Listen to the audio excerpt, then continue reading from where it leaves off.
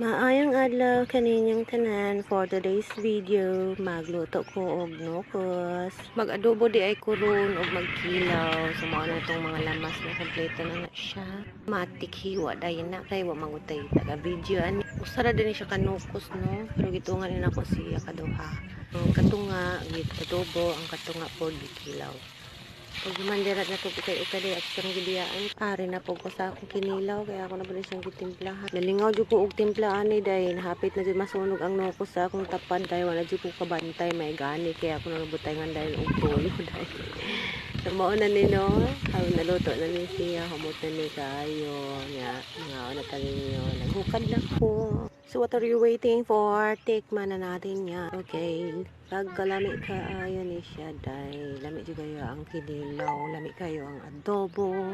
Siyempre tinimplahan ko yan ng pagmamahal. Charot. Daghang salamat sa pagtanaw.